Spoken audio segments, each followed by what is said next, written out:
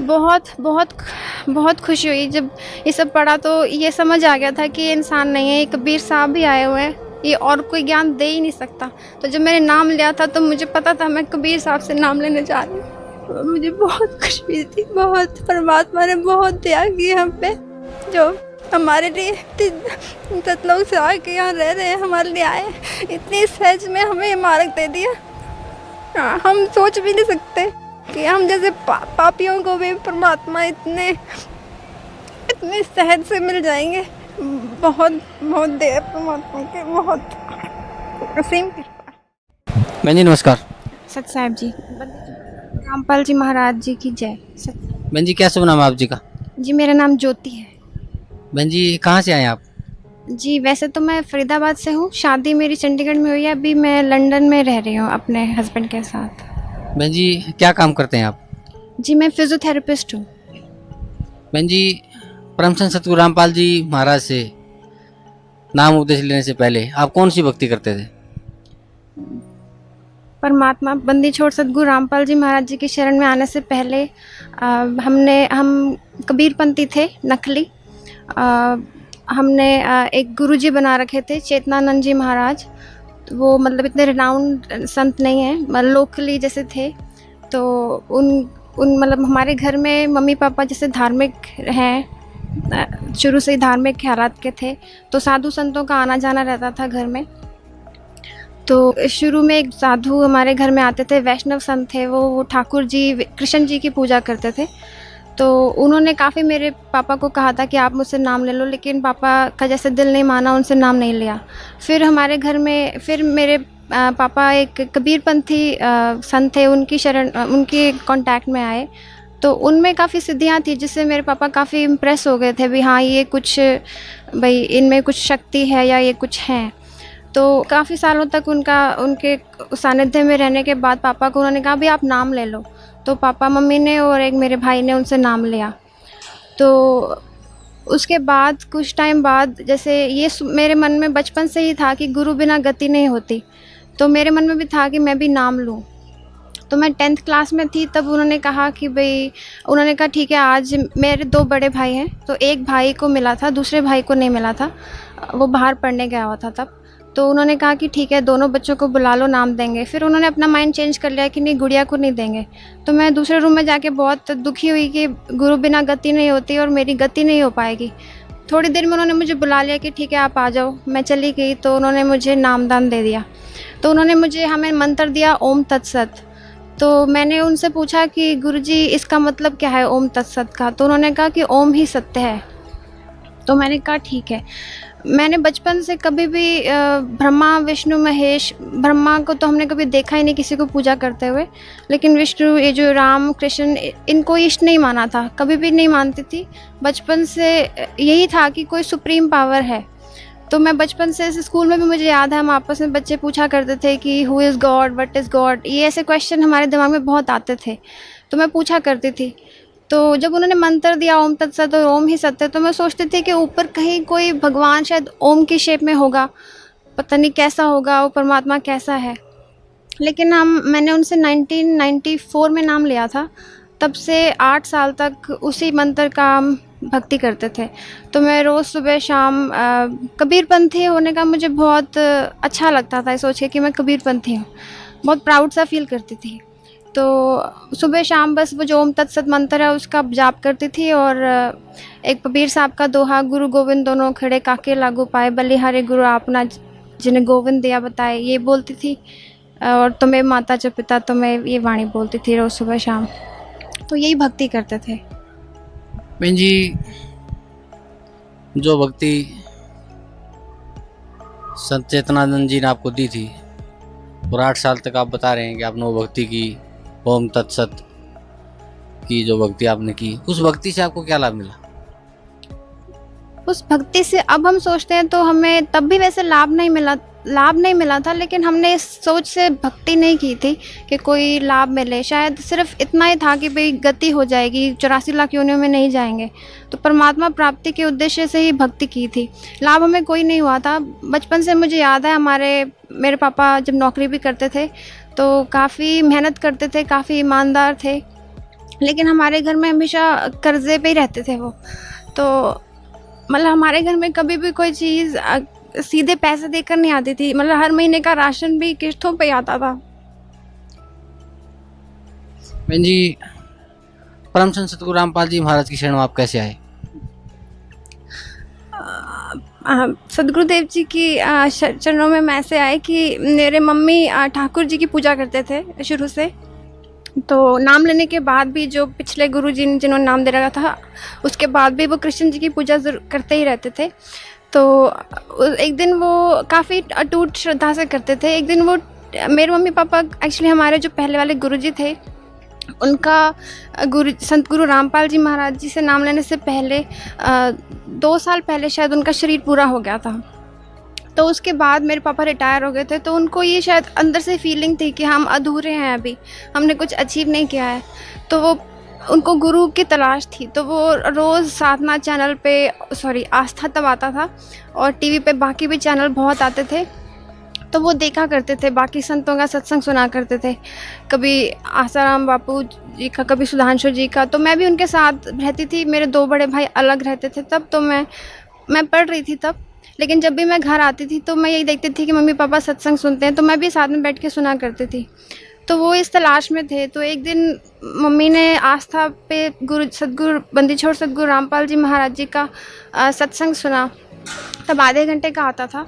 तो उसमें गुरुजी गीता दिखा रहे थे, और गुरुजी ने दिखाया कि जो तीनों गुणों की भक्ति करते हैं वो राक्षस स्वभाव के, मनुष्य में नीच, असुर मूर्ख लोग मेरी भक्ति भी नहीं करते। ये गीता ज्ञान देने वाला बोल रहा था।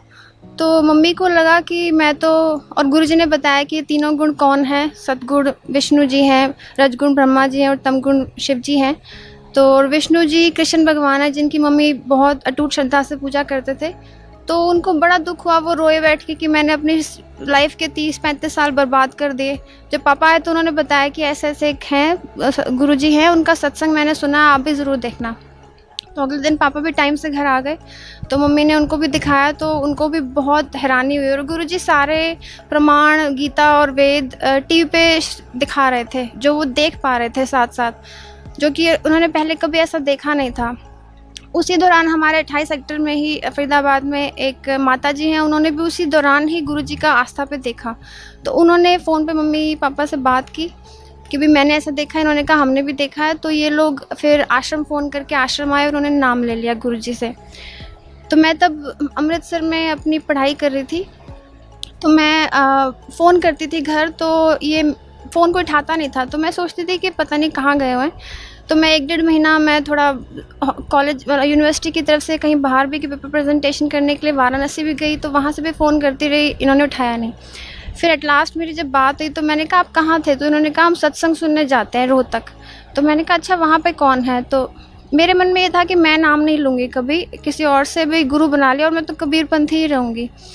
तो उन्होंने बोला कबीरपंथी हैं। तो मैंने कहा चलो फिर तो ठीक है, बहुत अच्छी बात है, अभी आप जाते हो सत्संग सुनते हो। उन्होंने मुझे ये नहीं बताया कि उन्होंने नाम ले लिया। तो मैं अपने थियरी एग्ज़ाम्स ख़त्म करके घर आई, और 3 दिन की छुट्टी के लिए आई थी। मेरा भी प्रैक्टिकल रहता था, मेरी पढ़ाई MSc फिज़ियोथेरेपी की ख़त्म होने वाली थी। तो मैं 3 दिन के लिए आई। तो जिस दिन मैं शाम को आई तो मम्मी ने मुझे बताया, शाम को 8 बजे गुरुजी का सत्संग चलाया। तो मैंने सत्संग सुना, तो वो सृष्टि रचना गुरुजी सुना रहे थे। तो मम्मी ने कहा यही है सुनने वाला, सुनो, इसको सुनो। लेकिन वो आधे घंटे का सत्संग था, और उसमें शुरुआत में और एंड में थोड़ी ऐड थी, तो वो 20 मिनट तक का ही था। वो मुझे इतना समझ नहीं पड़ा था, शुरुआत की थी शायद। तो ख़त्म हो गई। उसके बाद मम्मी पापा ने कहा कि हमने मुझे बताया कि हमने नाम ले लिया और हम आरती करेंगे। तो उन्होंने उसके बाद आरती चला के की। तो मैंने सुना कि आरती बहुत अच्छी लगी, टेप रिकॉर्डर पर चला के उन्होंने की। अगले दिन उन्होंने गुरुजी का सत्संग था आश्रम में। तो उन्होंने कहा कि हम कल सत्संग में जाएंगे, माता जी को साथ लेके जाएंगे जो वहाँ रहते थे सेक्टर में, और आप चलोगे? तो मैंने कहा हाँ मैं चलूँगी। तो मैं अगले दिन उनके साथ चली गई, आश्रम आई। तो आश्रम आके मुझे बहुत अच्छा लगा। मुझे जैसे शुरू से ही अच्छा लगता है जहाँ सिंप्लिसिटी हो। तो वहाँ पे मैंने देखा सब बहनें माइयाँ सब सिंपल से, और परमात्मा का द्वारा बहुत ही मतलब सब एक जैसे, सब एक जगह बैठे थे, कोई कोई भेदभाव नहीं था और परमात्मा का खुला भंडारा था, सब अच्छी तरह प्यार से सबको खाना खिलाया जा रहा था, मुझे बड़ा अच्छा लगा।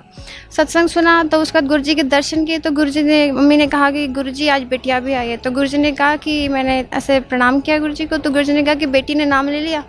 तो मैंने कहा गुरुजी मैंने ले रखा है। तो गुरुजी ने कहा किससे ले रखा है, तो मैंने नाम बताया पहले वाले गुरुजी का। तो उन्होंने, गुरुजी ने कहा वो तो बेकार है बेटा। तो मैंने कहा कि, तो मैंने सोचा कि ठीक है गुरुजी कह रहे हैं, कह सकते हैं। फिर मैंने ज्ञान नहीं सुना था, तब तक मुझे समझ नहीं आई थी। हम घर आ गए, एक दिन छोड़ के फिर वो जाते थे, तीसरे दिन पहले ऐसे करते थे। तो तीसरे दिन फिर वो गए तो वहाँ पे फिर सत्संग सुना, लेकिन मुझे याद नहीं है कि मैंने सत्संग में क्या सुना था।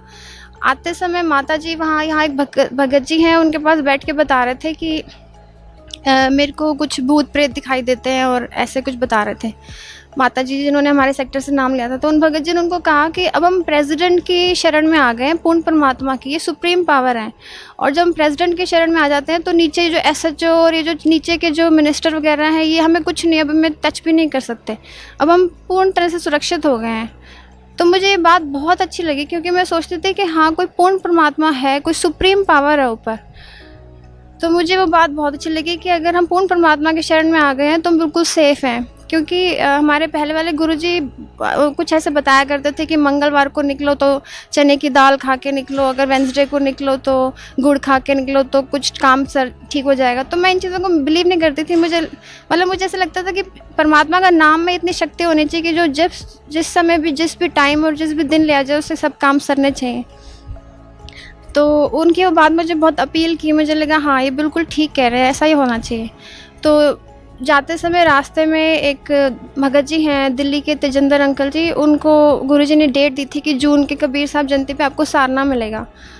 तो हमने वहाँ से गुरुजी की आश्रम से एक किताब ली, उसका नाम था भक्ति सौदागर को संकेत। तो उसमें नियम थे गुरुजी के सारे स्मारक के। तो मैं रास्ते में बैठते ही उन्होंने बताया, पापा ने भी, इनको सारना मिलेगा। तो मुझे बड़ा अच्छा लगा सुन के भी, ऐसी कोई चीज़ है भाई, सारनाम सतनाम ऐसे मिलता है यहाँ पे।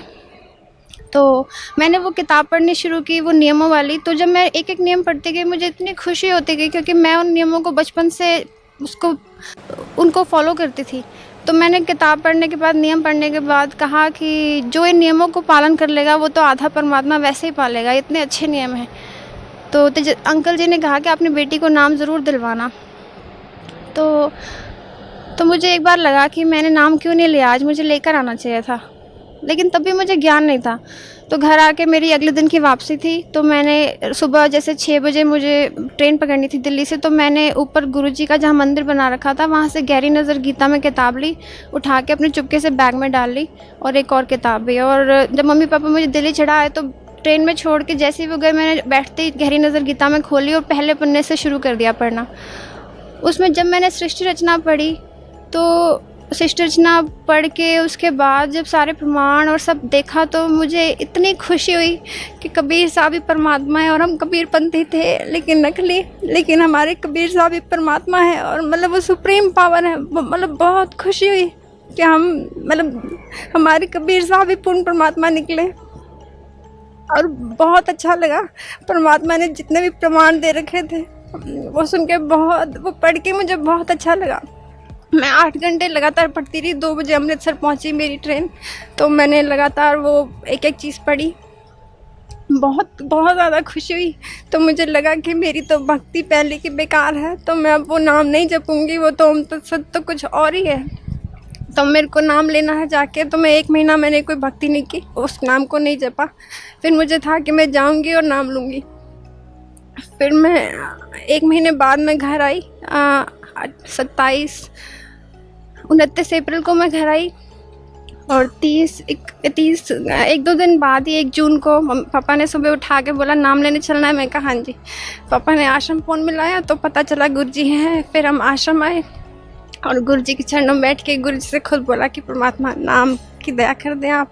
तो परमात्मा ने, मेरे को ये पता था जब मैंने ये सृष्टि रचना पढ़ी परमात्मा की, और फिर टीवी पे जब आके भी घर में 1-2 दिन देखा, तो मुझे ये समझ आ गया था कि ये कबीर परमात्मा आ चुके हैं धरती पर, यही हैं। क्योंकि मुझे लगता था कि कोई ऐसे प्रमाण दिखाने, मैंने पहले भी बहुत देखे थे गुरु टीवी पे, जो बताते थे, मतलब अजीब से लगते थे, उनकी बातें मुझे अपील नहीं करती थी। जैसे आसाराम बापू जी का सत्संग चलाते थे तो वो सीटियाँ मारते थे अपने सत्संग में, लगता था ये संत कैसे संत हैं, ये इनके मतलब संतों वाले लक्षण ही नहीं है। और बाकी भी जो संत थे वो काफ़ी थे, मस्कीन और आनंद मूर्ति माँ, प्रीति माँ, और ये मेरे पापा मम्मी काफ़ी उनका देखते थे, तो मुझे कोई अपील नहीं करता था। जब गुरु जी का देखा तो उन्होंने सारे प्रमाण खोल के दिखाए, हम देख पा रहे थे टीवी पर ही कि हमारे ग्रंथ क्या कह रहे हैं। मेरे को गीता का ग भी नहीं आता था, वेदों के नाम भी नहीं पता थे, और परमात्मा ने आज इतनी दया कर दी है कि हमें श्लोक रट गए हैं, उनका सब कुछ, मतलब हमें इतना ज्ञान दे दिया परमात्मा ने, बिल्कुल माइनस से हमें उठा दिया। तो मतलब ये बहुत ही अचंभा हुआ मुझे कि ऐसे परमात्मा के जो मेथड था वो टीचिंग का, जगत गुरु ही ऐसा कर सकते हैं, परमात्मा ही कर सकते हैं। और मतलब मैं सोचती थी कि इतनी मोटी बाइबल है, उसमें परमात्मा ने वही चीज़ खोली अपने बारे में जहाँ पे लिखा है कि गॉड इज़ इन फॉर्म, और इतनी बड़ी गुरु ग्रंथ साहिब, उसमें परमात्मा ने वही पन्ना खोला 721 जहाँ पे लिखा है हक्का कबीर करीम तू बेऐब परवरदिगार। और कुरान शरीफ में भी परमात्मा ने वही सूरत फुरकानी 25 आयत नंबर 59 में दिखाया कि मतलब कबीर परमात्मा है जो 6 दिन सृष्टि रच के 7वें दिन तखत पे जावे राजा। मतलब कोई ग्रंथ नहीं छोड़ा, वेदों में दिखाया कि उशी असी कबीर अंगारी असी भंबारी असी, और वहाँ जो प्रमाण दिखाए मुझे बहुत खुशी हुई कि मैं सोचती थी बंदी छोड़ भक्ति मुक्ति आश्रम, ये मैंने पहले कभी सुना नहीं था। जब वेदों में गुरुजी ने दिखाया बम्बारी असी कि बम्बर मीन्स परमात्मा जो इन हमारे जो जैसे भंवरे का जो जाल होता है वैसे हमें इस काल की फांस से निकालने वाले, बंधन से छुड़वाने वाले बंदी छोड़, तो लगा कि वही वाणी वेदों में भी है परमात्मा की, और कबीर देव नाम लिखा है, तो ये पूर्ण शांतिदायक परमात्मा है। बहुत बहुत बहुत खुशी हुई जब ये सब पढ़ा, तो ये समझ आ गया था कि ये इंसान नहीं है, ये कबीर साहब भी आए हुए हैं, ये और कोई ज्ञान दे ही नहीं सकता। तो जब मैंने नाम लिया था तो मुझे पता था मैं कबीर साहब से नाम लेने जा रही हूँ, तो मुझे बहुत खुशी हुई थी। बहुत परमात्मा ने बहुत दया की हम पे, जो हमारे लिए सतलोक से आके यहाँ रह रहे हैं, हमारे लिए आए, इतनी सहज में हमें ये मार्ग दे दिया।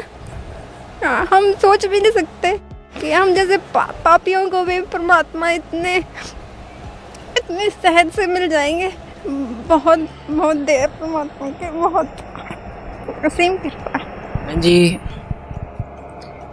परम संत सतगुरु रामपाल जी महाराज की शरण माने के बाद जो सतभक्ति सतगुरु रामपाल जी महाराज ने आपको दी, उस भक्ति का आपको क्या लाभ मिला? हमें तो परमात्मा मिल गए, हमें तो परमात्मा ही मिल गए। इससे बड़ा लाभ तो कोई हो नहीं सकता कि स्वयं परमात्मा धरती पर आए और चुने कि हाँ ये आत्मा मेरे साथ आए, हमें नाम दे। मतलब इतनी बड़ी बात है, इतने युग बीत गए हमें काल लोक में आए हुए, और परमात्मा जब आए हमने तो ढूंढा भी नहीं था, और परमात्मा ने खुद ही अपनी तरफ खींच लिया और अपना नाम दिया। ये तो और बहुत बहुत दया की हम पे, और बाकी ये पूर्ण परमात्मा है। जब हम जैसे प्रेसिडेंट की शरण में आएंगे तो सारे सुख तो मिलेंगे ही, तो अपने आप ही सारे मतलब हमारे जो काम पहले कभी सरते नहीं थे, तो हम ऐसे अविश्वास नहीं करते थे, सोचते थे जो परमात्मा कर रहा है अच्छा कर रहा है, क्योंकि हम ये नहीं सोचते थे कि परमात्मा ने ऐसा क्यों किया वैसा। हमें लगता था हमारे पाप कर्म है तो हमें भोगना पड़ रहा है, ठीक है, लेकिन सुख दुख तो कट जाएगा, बस परमात्मा पे विश्वास बना रहे, यही सोचते थे। तो परमात्मा की शरण में आने के उससे पहले मेरी कभी नौकरी नहीं लगी थी। मैंने जब बैचलर्स की थी बीपीटी, जिसे बैचलर ऑफ फिजियोथेरेपी कहते हैं, उसके बाद मेरी जॉब नहीं लगी थी कहीं पर भी। घर की आर्थिक स्थिति अच्छी नहीं थी, लेकिन मेरे पापा बहुत सपोर्ट करते थे कि नहीं बेटा आप बस मतलब चिंता नहीं करनी, जो परमात्मा करेगा ठीक करेगा। तो मैंने वॉलंटरी वर्क किया था इंद्रप्रस्थ अपोलो हॉस्पिटल में दिल्ली में 4.5 महीने। तो मैं अपने घर से किराया देती थी, और मेरे पास किराए के पैसे भी नहीं होते थे। पापा से जब मांगती थी तो बड़ी मुश्किल से 30-40 रुपये रोज़ के खर्च करके मैं जाती थी। मेरे को तनख्वाह नहीं मिलती थी, 9 से 5 में नौकरी करती थी। उसके बाद पापा ने कर्जा लेके मुझे कहा बेटा आप आगे पढ़ो, कोई बात नहीं, फ़ायदा कि पढ़ने से आगे काम आएगा। तो मुझे मास्टर्स के लिए अमृतसर भेज दिया, तो मैंने वहाँ पे मास्टर्स की। तो वो भी पापा ने सपोर्ट किया।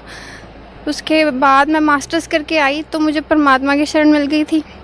उसके बाद जाके मुझे पहली बार कुछ महीनों बाद, जैसे परमात्मा कहते हैं, धीरे धीरे रे मना धीरे सब कुछ होए, माली सींचे सौ घड़ा ऋतु आए फल होए। फिर कुछ महीनों बाद मुझे नौकरी दी परमात्मा ने। मैंने शांति मुकुंद हॉस्पिटल दिल्ली में जॉब की 4 महीने। उसके बाद मेरी शादी हो गई थी, तो मेरे को परमात्मा ने नौकरी दी। और शादी के बाद भी जब मैं इंग्लैंड चली गई थी अपने हस्बैंड के साथ, तो वहाँ पर भी मेरा इंटरव्यू था। तो वहाँ पे मैं जब दिल्ली में मेरी जॉब लगी थी, तो मैं फरीदाबाद से, जहाँ शांति मुकुंद हॉस्पिटल है वो विकास मार्ग कर डूमा में है, तो गाज़ियाबाद के बॉर्डर पे पड़ता है। 2 घंटे की मेरे को ट्रैवलिंग पड़ती थी सुबह शाम की, काफ़ी दूर पड़ता था। तो जब मैं वहाँ इंग्लैंड गई तो परमात्मा ने बिल्कुल, जैसे ये मैं सड़क के दूसरी तरफ ही हॉस्पिटल था, इतना पास, तो मैंने वहाँ जॉब अप्लाई की। और जब मैंने जॉब देने गई तो उन्होंने, वहाँ पे ये होता है कि वर्क एक्सपीरियंस ज़्यादा काउंट होता है, मास्टर्स की वैल्यू नहीं है इतनी। तो उन्होंने मुझे इंटरव्यू लेने के बाद कहा कि हम किसी और को, वहाँ पे पोस्ट होती हैं जूनियर फिजियोथेरेपिस्ट, सीनियर 2 सीनियर 1 तब थी, तो उन्होंने कहा कि हम सीनियर 2 की जॉब थी वो, तो हम वो तो नहीं दे सकते, आपका वर्क एक्सपीरियंस कम है, लेकिन हम एक जूनियर फिजियोथेरेपिस्ट की एक जॉब क्रिएट कर सकते हैं अगर आप करना चाहें तो। तो परमात्मा ने मेरे लिए वहाँ पे एक स्पेशल, उनके वहाँ पहले कभी भी जूनियर फिजियोथेरेपिस्ट की जॉब नहीं निकली, कभी उन्होंने निकाली ही नहीं थी, कभी बनाई नहीं थी, मेरे लिए स्पेशल निकाली गई और मुझे वो परमात्मा ने नौकरी दिलवाई। तो मेरी वहाँ भी नौकरी परमात्मा ने दी थी अपने कोटे से, मेरे भाग में कुछ नहीं था। और भी जब से परमात्मा की शरण में आए, परमात्मा साथ रहते हैं हमेशा, हर काम में परमात्मा साथ हैं। जैसे परमात्मा कहते हैं, समृद्ध का शरणा रहो रंग हो रही हो, कदे ना हो काज राम रंग हो रही हो। तो मेरी तो शादी में भी परमात्मा ने ही सारा काम किया था। और हमारी तरफ से, मेरे पापा की आर्थिक स्थिति अच्छी नहीं थी, तो हमने नाम लिया होता, तो गुरुजी कहते थे सत्संग में कि जब लड़की का विवाह होगा या टाइम आएगा तो परमात्मा वहाँ खड़ा पाएगा। तो यही हुआ था। हमारे फरीदाबाद में सत्संग था 4 दिन का, 10 से 13 तारीख था। तो हम वहाँ पे दशहरा ग्राउंड में गुरुजी का टेंट लगा हुआ था, वहाँ परमात्मा आए थे सत्संग करने। तो हम 4 दिन वहीं रहे थे, ये सोच के कि साथ मिले साड़ी शादी होंगी, हमारी शादी तो यही है। और हम वहाँ पे थे और पीछे वहाँ लड़के वालों से परमात्मा ने सारी अरेंजमेंट करवाई, रोटी की सारी व्यवस्था उन्होंने की। 14 को सत्संग ख़त्म हुआ, 17 फरवरी की शादी थी। तो हम वहाँ गए तो सारी अरेंजमेंट हो रखी थी। और मेरे ससुर जी ने मेरे पापा को बोला कि कोई मिलनी नहीं होगी, कोई आपको किसी को कपड़े नहीं देने, कोई पैसे नहीं देने हैं, हम अपनी तरफ से कर लेंगे, आप सिर्फ रोटी खिला देना। तो परमात्मा वहाँ पे खड़े थे, उन्होंने उनको ये प्रेरणा दी कि इस भगत पे बिल्कुल आँच ना आए। और मैं 5 कपड़ों में गई थी बस, और मैंने पहले भगत जी को बता दिया था कि मुझे परमात्मा मिल गए। तो मैं परमात्मा की 95 CDs का सेट पर भाषा प्रभु की और भक्ति सुधाकर को संकेत नियमों की पुस्तक और भाषा प्रभु की किताब और गहरी नज़र गीता में, ये मैं दहेज में लेके गई थी। और जाते ही पहले दिन ही सारे परिवार ने वो CDs देखी। तीसरे दिन मेरे भगत जी ने कहा कि मैं तो नाम लूँगा। तो परमात्मा ने बड़ी दया की कि जाते ही मेरे भगत जी ने नाम ले लिया। और उसके बाद शादी के बाद सत्संग गुरुजी का पंचकुला चंडीगढ़ में हुआ। तो शादी से पहले फरीदाबाद और शादी के बाद चंडीगढ़ में, वहाँ पे गुरुजी के दर्शन किए। फिर मैं इंग्लैंड चली गई थी और वहाँ जाकर भी, वहाँ पे जो हमारे साथ रहते थे भगत जी, पहले उन्होंने नाम नहीं लिया होता तब। तो जिस दिन मैं पहुँची तो 27 मार्च थी। तो वो खाने पीने वाले थे, काफ़ी नॉनवेज खाना और दारू पीना, और जैसे उड़ीसा के हैं वैसे खाते पीते थे। तो वहाँ पे गए तो पहले दिन तो उन्होंने दाल चावल बना के रखा हुआ था। मैंने कभी भी बचपन से नॉनवेज नहीं खाया था या अंडा वगैरह हमने कभी छुआ नहीं था। तो मुझे बहुत टेंशन थी कि वो हमारे साथ, वो अनमैरिड थे, तो हम सब इकट्ठे रहने वाले थे वहाँ पे। तो मेरे को टेंशन थी कि क्या होगा वहाँ पे जाके। तो मैंने देखा, मैं घर में घुसी तो मेरे को किचन में घुस के लगा कि कुछ बदबू आ रही है। तो मैंने कहा बदबू किस चीज़ की? तो उन्होंने कहा लैम्प पड़ा है फ्रिज में, कुछ मांस पड़ा था। तो मुझे बहुत टेंशन हो गई कि मैं कैसे रहूँगी। अगले दिन संडे था तो मैंने आश्रम फ़ोन में लाके गुरुजी को कहा कि गुरुजी मेरी भक्ति में कोई प्रॉब्लम तो नहीं आएगी गुरुजी, ऐसे हम जिनके साथ रहते हैं वो खाते भी। गुरुजी ने कहा बेटा कोई प्रॉब्लम नहीं आएगी। ये 28 मार्च की बात थी। और गुरुजी ने ऐसी प्रेरणा, कुछ ऐसे सिचुएशन बन गई कि उनको कुछ मतलब ऐसी सिचुएशन बन गई कि उनको नाम लेना पड़ा। मतलब हमने उनको सत्संग दिखाया कि भाई यही आपका कष्ट निवारण हो सकता है, गुरुजी कर सकते हैं, तो आप ये सत्संग सुनो। हमें सृष्टि रचना उनको सुनाई और 3 दिन में ही, तीसरे चौथे दिन में 2 अप्रैल को उन्होंने गुरुजी से नाम ले लिया। और चौथे दिन तक तो हमारा वेजिटेरियन ही बनता रहा था, तब तक उन्होंने नाम ले लिया भगत जी ने फ़ोन पे, और हमने सारा उठा के गंद माल बाहर फेंक दिया घर से। और मेरी भक्ति में कोई प्रॉब्लम नहीं आई। जैसे जैसे परमात्मा कहते जाते थे, परमात्मा साथ साथ हमेशा हर काम सारते गए। मतलब अभी भी हम परमात्मा हर पल साथ रहते हैं, और इतनी दया है परमात्मा की, बहुत दया है, असीम कृपा परमात्मा। डॉक्टर साहब, परम संत सतगुरु रामपाल जी महाराज से नाम उपदेश लेने के बाद आपने तो सुख गिनाए, तो मैं समझता हूँ कि आप बहुत ही भाग्यशाली हैं। आपकी शिक्षा पूरी उन्होंने करवाई, आपको जॉब दिया, आपकी अच्छी शादी करवाई, और यहाँ तक कि आपको इंग्लैंड में सेटल कर दिया, और आपको अपनी शरण में लिया, आपको भक्ति दी। इसलिए शायद परम संत सतगुरु रामपाल जी महाराज को आप बार बार परमात्मा कह रहे हैं, तो ये बिल्कुल ठीक बात है कि ये काम परमात्मा ही कर सकता है, किसी इंसान के बस की बात नहीं है। तो डॉक्टर साहब, मैं आपसे ये अनुरोध करूँगा कि भक्त समाज को आप क्या संदेश देना चाहते हैं? जी, हम तो दास हैं परमात्मा के। साहब तो केवल एक ही हैं पूरे ब्रह्मांड, पूरी सृष्टि में, कबीर साहब, पंडित छोड़ सतगुरु रामपाल जी साहब। बस भक्त समाज से ही प्रार्थना है कि हम सब सतलोक से यहाँ इस काल लोक में अपनी स्वीकृति देकर आए थे, और परमात्मा के सामने हमने हाथ खड़े किए थे कि हमें इसके साथ जाना, काल के साथ। तो अब हमें वो बात फिर से यहाँ आके खड़े करने हैं कि हम परमात्मा आपके साथ जाना चाहते हैं, हमें यहाँ से निकाल दो।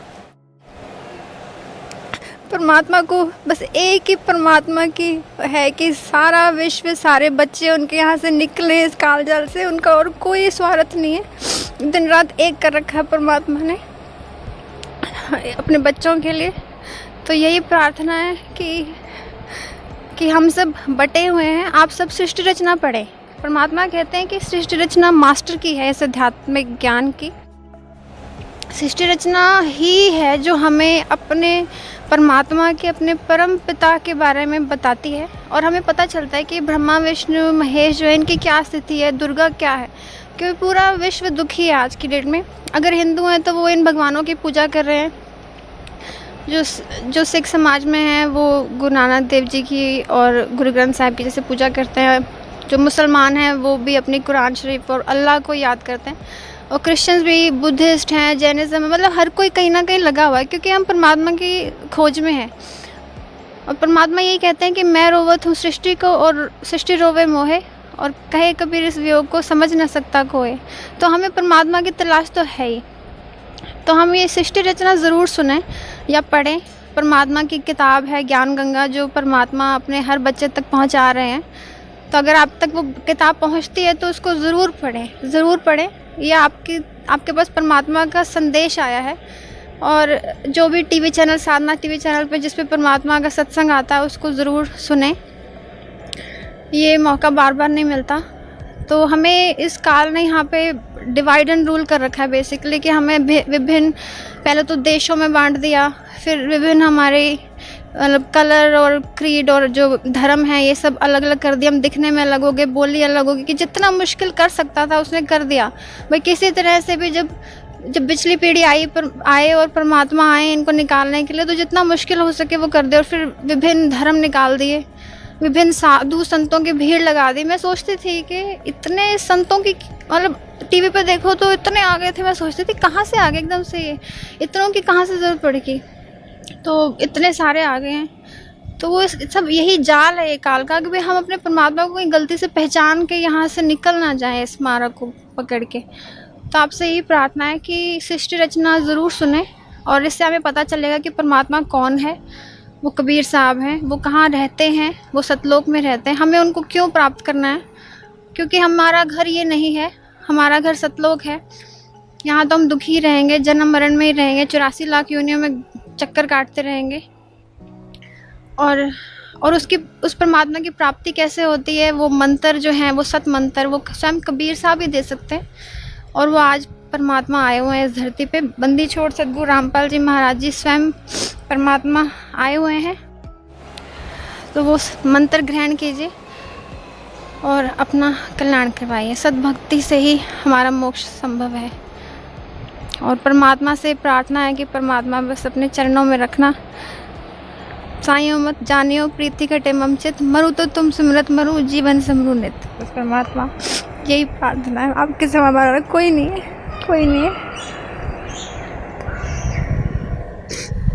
बहन जी, जैसे अभी आप बता रहे थे कि कालना में भिन्न भिन्न धर्मों में, भिन्न भिन्न मजहबों में, भिन्न भिन्न देशों में एक सीमाएं अलग अलग करके हमें बांट दिया। और इवन दो तो हमारी शक्लें भी अलग अलग कर दी, हमारा धर्म भी अलग अलग कर दिया, हमारा रंग भी अलग अलग कर दिया, हमारा खान पान भी अलग, हमारी भाषाएं भी अलग। और इतने संत और महंत इस धरती पे उतार दिए उसने कि एक साधक के सामने एक बहुत बड़ी समस्या खड़ी कर दी है कि वो पूर्ण परमात्मा की को ना पहचान सके, पूर्ण संत को ना पहचान सके, उसकी भक्ति ना कर सके। तो बहन जी, पूर्ण संत की क्या पहचान है, ये मैं आपसे जानना चाहूँगा कि साधक जो आज भटका हुआ है, भिन्न भिन्न धर्मों में बटा हुआ है, भिन्न भिन्न संतों के चुंगल में फंसा हुआ है, वो कैसे पहचान करे कि पूर्ण संत कौन है? परमात्मा कहते हैं कि पूर्ण संत वही है जो हमारे शास्त्रों के हिसाब से हमें सत भक्ति दे, जो प्रमाणित हो।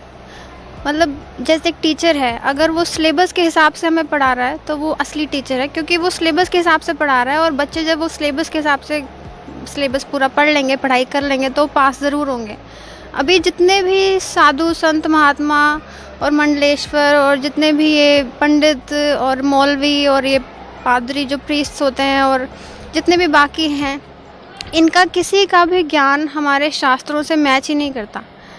कुछ ये कुछ बोल रहे हैं, शास्त्र कुछ और बोल रहे हैं। तो ये तो मतलब बिल्कुल ही बेसलेस हमें ज्ञान दे रहे हैं और भक्ति का तो कुछ मतलब लेना देना ही नहीं है। कैसे कैसे मंत्र बना दिए हैं, उसका कोई फ़ायदा ही नहीं है। हमें पता चलता है, क्योंकि एक बात मैं और बोलना चाहूँगी, अभी मैं ये बात कंप्लीट कर लूँ पहले। तो पूर्ण संत की ये पहचान है कि वो शास्त्र अनुकूल भक्ति मार्ग बताएंगे और वो हर शास्त्र में प्रमाणित होगी। और जो हमें मंत्र देंगे, सद्भक्ति देंगे, वो भी प्रमाणित होंगे। और परमात्मा जैसे कहते हैं कि सदगुरु के लक्षण कहूँ मधुरे बैन विनोद, 4 वेद 6 शास्त्र कहे 18 बोध। तो चारों वेद शास्त्रों और बाकी जो गीता, कुरान, बाइबल, इन सब से प्रूव करके परमात्मा बंदी छोड़ सदगुरु रामपाल जी महाराज ने हमें ये प्रूव कर दिया कि जो वो बता रहे हैं वो बिल्कुल सच है। इसमें कोई मीन मेक नहीं निकाल सकता, कोई त्रुटि नहीं निकल सकती कहीं पर भी। जो एक एक वर्ड वो बोल रहे हैं वो प्रमाणित है, मतलब एविडेंस के साथ बोला जा रहा है। तो इसको तो साइंटिस्ट भी फेल नहीं कर सकते। अच्छे पढ़े लिखे लोग, अंग्रेज़ जितने भी वो बनते होंगे इंटेलिजेंट, वो भी फेल नहीं कर सकते। ये तो जगत गुरु हैं और इनकी जो मेथड ऑफ टीचिंग है वो बिल्कुल ही निराली है। मतलब ऐसा कोई संत हमने देखा ही नहीं जो, मतलब यहाँ पे इतने भगत आते हैं, लाखों भगत आ रहे हैं और परमात्मा प्रोजेक्टर के माध्यम से बैठे बैठे एक एक बच्चे को पढ़ा देते हैं। चाहे वो पढ़ा लिखा है कि नहीं है, सब देख के समझ जाते हैं कि हम अपनी आँखों से देख पाते हैं। और इसी तरह से टीवी के माध्यम से पूरे विश्व में हर बंदा, इंटरनेट, यूट्यूब से हर बंदा अपने घर में बैठे बैठे ये लेक्चर अटेंड कर रहा है। ये जो मेथड ऑफ टीचिंग है जगत गुरु ही कर सकते हैं और इसीलिए वो उनको जगत गुरु कहा जाता है, परमात्मा बंदी छोड़ सदगुरु रामपाल जी महाराज को, क्योंकि वो पूरे विश्व को एक साथ क्लास लगा रहे हैं उनकी और हमारे लेक्चर पूरे करवा रहे हैं। मतलब ये मेथड ऑफ टीचिंग इतना, और परमात्मा के एग्जाम्पल्स जो परमात्मा देते हैं इतने यूनिक हैं कि हमने कभी ऐसे पहले कभी, इतने सिंपल भी होते हैं और ऐसा लगता है कि हमें ये बात पहले समझ क्यों नहीं आई। हमें कई बार ऐसा लगता है इतनी सिंपल सी तो बात थी। परमात्मा जिसमें समझाते हैं पूरा ट्री का बना के कि भाई उल्टा लटका हुआ पेड़ है और सीधा लटका हुआ भक्ति, मतलब किसी एक बच्चे को भी समझ में आ जाता है कि हाँ ये ठीक कह रहे हैं और ये बिल्कुल ये गलत पूजा है। ये मार्ग ये किसी तरह समझाया ही नहीं किसी ने, क्योंकि वो टीचर ही नहीं है। जो टीचर है और जो परमात्मा है, परमात्मा ही कर सकते हैं। ये इंसान के बस की बात ही नहीं। हमें पता है हम इंसान हैं, हमारी बुद्धि कितना काम करती है, हमें अपनी औकात का पता है। हम वो सोच रख ही नहीं सकते जो परमात्मा यहाँ पे कर रही है। परमात्मा है, ये स्वयं कबीर परमात्मा हमारे लिए आ गए हैं। और कबीर सागर में भी जैसे प्रमाण है कि परमात्मा ने कह रखा है कि 12वीं पीढ़ी जो गरीबदास जी की है, जब वो होगी उसमें आगे चल के मैं स्वयं आऊँगा। तो जिस परमात्मा के एक वचन से पूरी सृष्टि निर्माण हो रखी है और एक एक मतलब ये सारे ब्रह्मांड चल रहे हैं सिर्फ एक शब्द शक्ति से, जब उन्होंने ये शब्द मुझसे निकाले कि मैं खुद चल कर आऊँगा, तो वो कैंसिल नहीं हो सकते वो वर्ड्स। वो परमात्मा खुद ही आएंगे, क्योंकि अपने बच्चों का दुख अपने पिता को ही हो सकता है, पड़ोसी को नहीं हो सकता, किसी और को हो ही नहीं सकता। अपना पिता को ही इतना दुख होता है, वही इतना कष्ट उठा सकता है और कोई नहीं उठा सकता। तो ये जगत गुरु हैं, ये पूर्ण संत हैं, इनकी ये पहचान है क्योंकि इन्होंने हमें सद्भक्ति दी है और ये परमात्मा स्वयं कबीर साहब हैं। बहन जी, परम संत सतगुरु रामपाल जी महाराज ने दुनिया के सभी संतों को, महंतों को, आचार्य को, शंकराचार्यों को शास्त्रार्थ के लिए आमंत्रित किया है। तब आपको पहली बार ये बात सुनी तो आपको कैसा लगा? बहुत बहुत खुशी हुई, बहुत खुशी हुई। हम पता है परमात्मा तो किसी को भी चैलेंज कर सकते हैं, किसी की औकात नहीं है कि परमात्मा के सामने, बाकी सब इंसान हैं हम लोग, तो परमात्मा के सामने ये जो ऋषि और ये संत और जो महात्मा, ये तो कहलाने के संत हैं क्योंकि हमने इनको संत बना दिया है बेसिकली, क्योंकि इनकी महिमा होगी। इनके पिछले, जैसे परमात्मा बताते हैं, इनके पिछले पुण्य कर्म बहुत ज़्यादा थे, तो इनकी इतनी फेमस हो गए हैं कि हमें लगता है भाई ये तो बहुत बड़ा संत होगा, क्योंकि इसके पीछे इतने भगत लगे हुए हैं, करोड़ों जनता है, इतने आश्रम खुले हुए हैं, तो हमें ऐसा लगता है। लेकिन आध्यात्मिक ज्ञान की दृष्टि से देखा तो ये है ही नहीं। तो चैलेंज तो परमात्मा के सामने तो इनकी कोई औकात नहीं है, टिक ही नहीं सकते ये, तो इसीलिए तो आए भी नहीं, चर्चा करने कोई भी नहीं आया, वो आ भी नहीं सकते। उन्होंने देख रखा है कि परमात्मा जो बता रहे हैं उनके पास वो आंसर है नहीं। अभी तो वो इसलिए चुप बैठे हैं कि जितने भगत उनके पास बैठे हैं बस वो बैठे रहें, ज़्यादा शोर ना मचे, भाई हमारी दुकानें भी चलती रहें और ठीक है ये बोल रहे हैं, जिसको समझ में आएगा देख लेगा, नहीं तो बात की तो बैठे ही हैं। तो हमें बहुत खुशी है।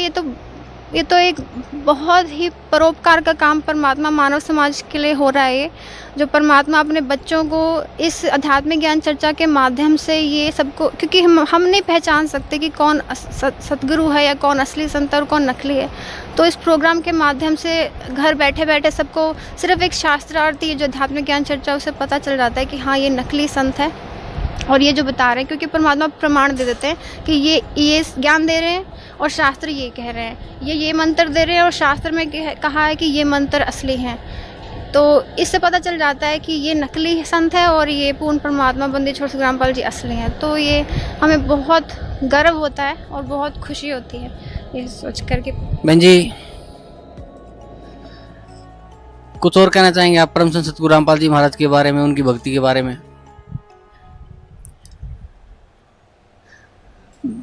एक बात मैं बोलना चाहूँगी, क्योंकि मेरे मन में ये बात आती थी पहले, जो परमात्मा बताते हैं अब मुझे समझ में आता है।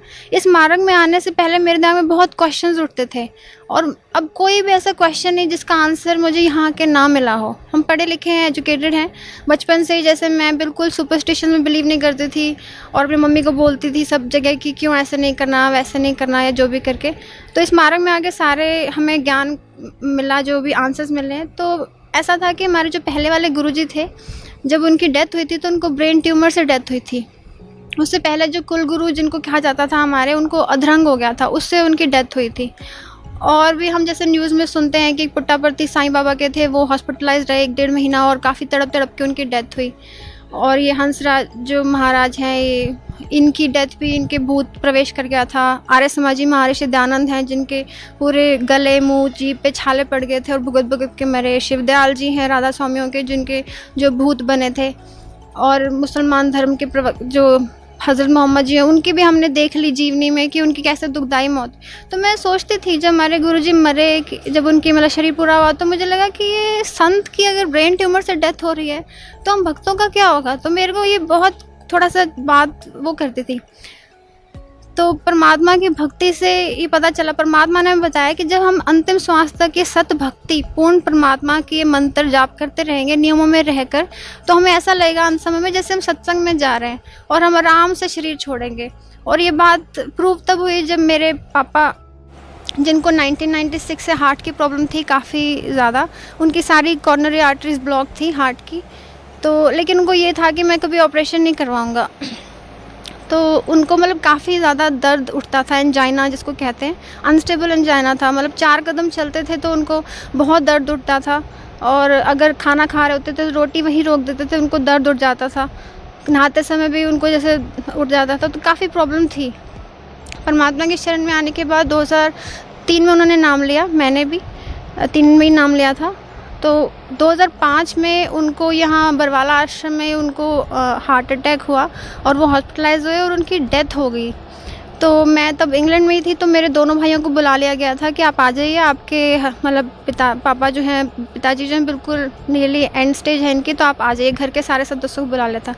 तो परमात्मा बंदी छोड़ सदगुरु रामपाल जी से प्रार्थना की मम्मी और भाइयों ने कि भाई ऐसे ऐसे गुरुजी वो बोल रहे हैं डॉक्टर। तो गुरुजी ने कहा कि उनको बोलो कोई बात नहीं, अपनी जो छोटी मोटी गोली और दवाई करनी है कर लें, परमात्मा का भगत को कुछ नहीं होगा, भगत ठीक हो जाएगा। और मेरे पिताजी बिल्कुल स्वस्थ कर दिए परमात्मा ने, उनको जीवन दान दिया, उनके श्वास बढ़ा दिए। जैसे परमात्मा के बारे में वेदों में लिखा है कि पूर्ण परमात्मा सुप्रीम पावर जो है वो अपने भगत के कोटे के लिखे हुए जो श्वास है उनको भी बढ़ा सकता है, उनकी वृद्धि कर सकता है। तो परमात्मा ने कोटे से उनको नए श्वास दिए और उन्होंने सतभक्ति पे, उनको ये लगा कि परमात्मा की दी हुई श्वास है तो परमात्मा की शरण में ही जाना चाहिए, तो उन्होंने परमात्मा की सेवा में लगे रहे। 2012 में पिछले साल 6 जुलाई को उनका बहुत ही आराम से वो हमारे घर से सेवा में गए हुए थे, ये रायपुर मध्य प्रदेश में। तो जाने से पहले उन्होंने सब घर का मतलब उनको पता था कि अगले दिन सेवा पे जाना है, तो उन्होंने घर के सारा किराए पे रहते थे मम्मी पापा, उसका किराया दिया, दूध वाले का दिया, सब अपना निपटा के मेरे भाई को बोला कि आके मम्मी को ले जाओ, अकेले हैं ये कैसे रहेंगे अकेले। और गुरुजी के लिए दिया कि मेरी सेवा देना गुरुजी के चरणों में, फिर मैं आके गुरुजी को मिलूँगा। और अगले दिन वो सेवा पे चले गए और मम्मी ने उनके बैग तैयार किया था। तो मम्मी ने बाद में बताया कि मैंने ऐसे 3 जोड़े कपड़े डाले थे और सबसे नीचे नया जोड़ा था शर्ट पैंट का।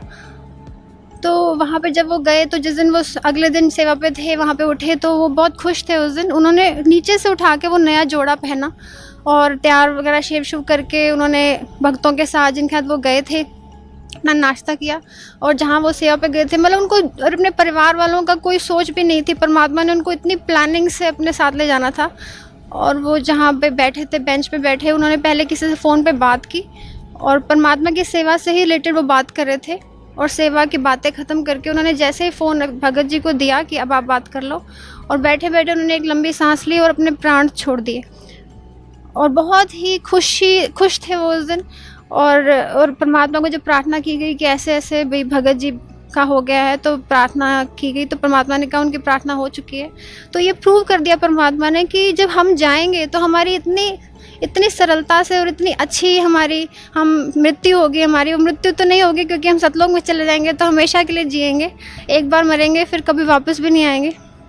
तो ये परमात्मा की ये मेरे सामने प्रूव हो गया कि जो मैं सोचती थी कि हाँ वो सब गलत भक्ति करते थे इसलिए उनका एंड इतना बुरा था। तो जो गलत भक्ति करते हैं उनका एंड ऐसा ही होता है कि वो उनकी मतलब मौत ऐसी होती है, दुखदाई होती है। और मेरे पापा के केस में बिल्कुल प्रूव हो गया कि जिस तरह से वो सद्भक्ति कर रहे थे, परमात्मा के शरण में थे, परमात्मा ने इतने अच्छे तरीके से उनको ले गए और हमें इतनी खुशी हुई, कोई दुख नहीं हुआ। हमें लगा कि हमारा भी नंबर आएगा कभी, परमात्मा हमें भी लेके जाएंगे। और मैं बहुत खुशी हुई कि मेरे पापा सतलोक चले गए। तो ये पूर्ण परमात्मा बंदी छोड़ सदगुरु रामपाल जी महाराज की दया से ही हुआ था। तो यही उनकी महिमा हम गा भी नहीं सकते, जितनी कहें उतना ही थोड़ा है। धन्यवाद बहन जी, बहुत बहुत धन्यवाद आपका। बंदी छोड़ सदगुरु रामपाल जी महाराज जी की जय सत्संग।